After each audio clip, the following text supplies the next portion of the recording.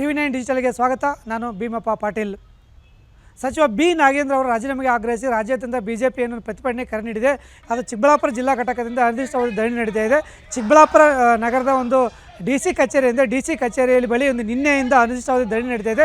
ಇವತ್ತು ಎರಡನೇ ದಿನವಾದ ಇಂದು ಒಂದು ಬಿಜೆಪಿಯವರು ವಿನೂತನವಾಗಿ ಪ್ರತಿಭಟನೆ ಧರಣಿ ನಡೆಸಿದ್ದಾರೆ. ಈ ಚಿಕ್ಕಬಳ್ಳಾಪುರ ಜಿಲ್ಲಾಧಿಕಾರಿ ಕಚೇರಿ ಎದುರುಗಡೆ ಒಂದು ಟೆಂಟನ್ನು ಹಾಕಿ ಟೆಂಟ್ ಕೆಳಗಡೆ ಇವತ್ತು ವೃತ್ತಿಪರ ಕಲಾವಿದರನ್ನು ಕರೆಸಿ ಭಜನೆ ಮತ್ತು ಹಾಡುಗಳನ್ನು ಹೇಳೋದ್ರ ಮೂಲಕ ಒಂದು ವಿನೂತನವಾದ ಪ್ರತಿಭಟನೆ ನಡೆಸಿದರು.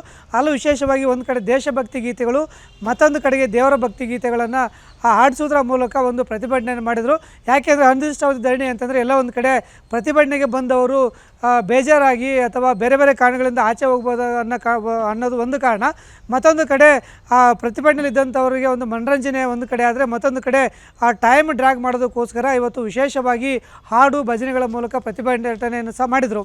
ಅಲ್ಲೂ ವಿಶೇಷವಾಗಿ ಚಿಕ್ಕಬಳ್ಳಾಪುರ ಜಿಲ್ಲಾ ಅಧ್ಯಕ್ಷರಾದ ಸಿಕಲ್ ರಾಮಚಂದ್ರ ಗೌಡರು ಒಂದು ತುಂಬ ಸುಸಜ್ಜಿತವಾಗಿ ವೇದಿಕೆಯನ್ನು ಹಾಕಿಸ್ಕೊಟ್ಟಿದ್ರು. ಅದು ಪ್ರತಿಭಟನೆಗೆ ಬಂದಂಥ ಜನ ಅಂದರೆ BJP ಮುಖಂಡರುಗಳು, ಕಾರ್ಯಕರ್ತರು ಯಾವುದೇ ಕಾರಣಕ್ಕೂ ಆ ಪ್ರತಿಭಟನೆ ಮುಗಿಯೋರ್ಗೆ ಆಚೆ ಹೋಗಬಾರ್ದು ಅನ್ನೋ ಕಾರಣಕ್ಕೋಸ್ಕರ ತುಂಬ ಮೆತ್ತಗಾದಂಥ ಗಾದೆಗಳನ್ನು ಹಾಕ್ಕೊಟ್ಟಿದ್ದಾರೆ ಮತ್ತು ಸುಸಜ್ಜಿತವಾದ ಚೇರುಗಳನ್ನು ಹಾಕಿಸ್ಕೊಟ್ಟಿದ್ದಾರೆ. ಇದರಿಂದ ಪ್ರತಿಭಟನೆಗೆ ಬಂದಂಥವರು ಇವತ್ತು ಬೆಳಗ್ಗೆಯಿಂದಲೂ ಸಹ ಒಂದು ನಿರಂತರವಾಗಿ ಹಾಡು ಭಜನೆಗಳ ಮೂಲಕ ಒಂದು ಪ್ರತಿಭಟನೆಗೆ ಒಂದು ಸಾಥ್ ತಿಳಿದ್ರು ಅಂತ ಹೇಳ್ಬೋದು.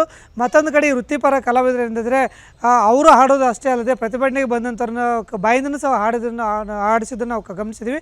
ಮತ್ತು ಇಲ್ಲಿ ಏನು ಪ್ರತಿಭಟನೆ ಸ್ಥಳದಲ್ಲಿ ಒಂದು ತಬಲಗಳಿದೆ, ಪಿಟೀಲುಗಳಿದೆ ಮತ್ತು ಇನ್ನಿತರ ಒಂದು ಸಂಗೀತದ ತಾಳ ವಾದ್ಯಗಳನ್ನು ಇಟ್ಟುಕೊಂಡು ಬೆಳಗ್ಗೆಯಿಂದ ನಿರಂತರವಾಗಿ ಹಾಡುಗಳನ್ನು ಹೇಳುವುದು, ಭಜನೆಗಳನ್ನು ಮಾಡುವುದು ಮತ್ತು ಬಂದಂಥವರಿಗೆ ರಂಜಿಸುವುದನ್ನು ಸಹ ಮಾಡಿದರು. ಒಟ್ಟಾರೆಗೆ ಇವತ್ತೇನು ಚಿಕ್ಕಬಳ್ಳಾಪುರ ಜಿಲ್ಲಾಡಳಿತ ಭವನದ ಮುಂದೆ ಒಂದು BJP ಪ್ರತಿಭಟನೆ ನಡೆಸಿದೆ. ಆ ಪ್ರತಿಭಟನೆಗೆ ಬಂದಂಥವರು ಆ ಹಾಡನ್ನು ಹೇಳಿಸೋದ್ರಿಂದ ಇದು ಇವತ್ತು ಚಿಕ್ಕಬಳ್ಳಾಪುರ ಜಿಲ್ಲಾ ಕಚೇರಿ ಏನಿದೆ, ಆ ಕಚೇರಿಯಲ್ಲಿ ಇವತ್ತು ಈ ಒಂದು ಸಾಂಗ್ಗಳು ಮಾರ್ದನಿಸಿತು ಅಂತ ಹೇಳ್ಬೋದು. ಎಲ್ಲ ಒಂದು ಕಡೆಗೆ ಮತ್ತೊಂದು ಕಡೆ ಕಚೇರಿಯಲ್ಲಿ ಕುಳಿತಂಥವರಿಗೆ ಈ ಒಂದು ಕಡೆ ಕಿರಿಕಿರಿ ಆದರೆ, ಮತ್ತೊಂದು ಕಡೆಗೆ ಇಂಪಾದ ಧ್ವನಿಯನ್ನು ಕೇಳಿ ಕೆಲವರು ಸಂತಸ ವ್ಯಕ್ತಪಡಿಸಿದರು.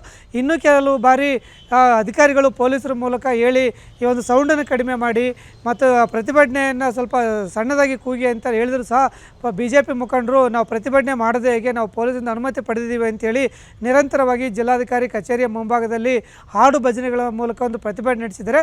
ಇದು ಮತ್ತೆ ಸಚಿವರು ನಾಗೇಂದ್ರ ಅವರು ರಾಜೀನಾಮೆ ಕೊಡೋವರೆಗೂ ಈ ಧರಣಿಯನ್ನು ಅನಿರ್ದಿಷ್ಟಾವಧಿಗೆ ಮುಂದುವರಿಸ್ತೀವಿ ಅಂತ ಹೇಳಿ BJP ಜಿಲ್ಲಾಧ್ಯಕ್ಷರು ಸಹ ಹೇಳಿದರು.